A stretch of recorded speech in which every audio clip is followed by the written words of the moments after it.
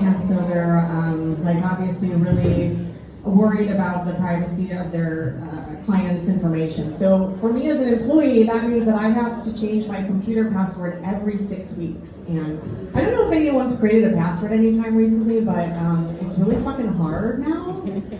They're like, we don't want anyone to be able to guess this, not even you.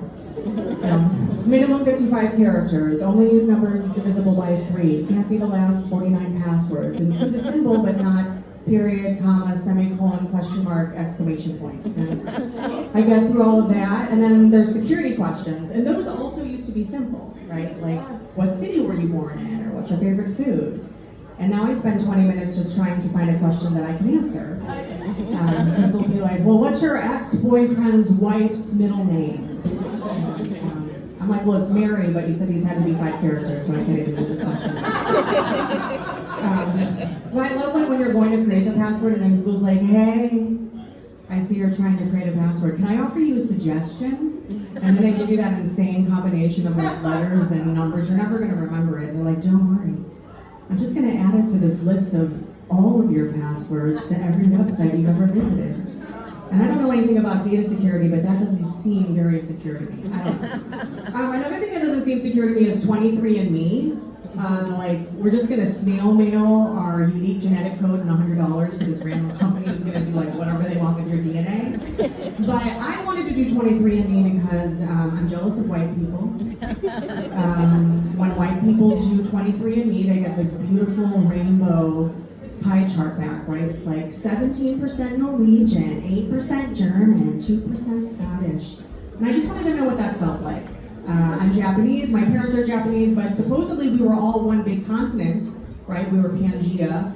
So I figured I had to be at least a little bit Chinese or Korean. So I get my results back, and lo and behold, I am 100% Japanese. My pie chart was one fucking color, and it was red, and it looked like the Japanese flag, and I was like, they're fucking with me. I think,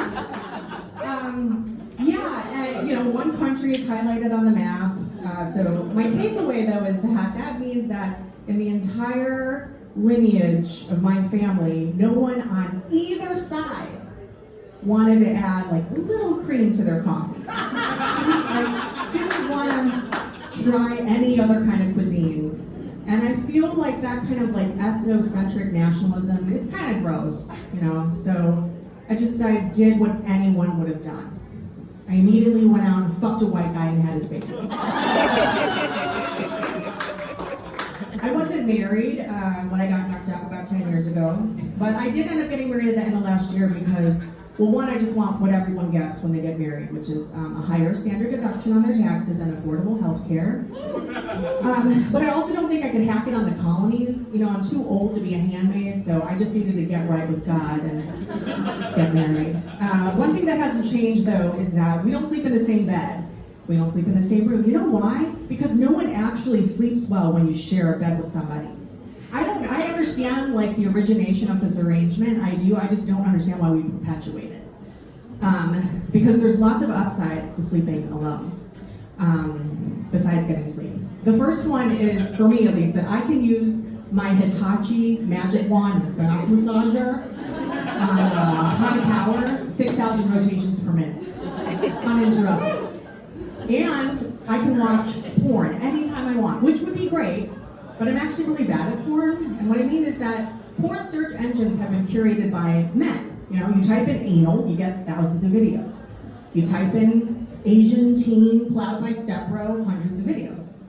But when I go to put in the plot for the pilot episode of my Softcore Limited series, nothing.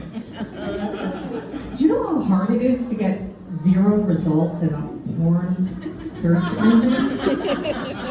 It's like being the first one in your family to fuck a white guy. Thanks, I'm Carleo.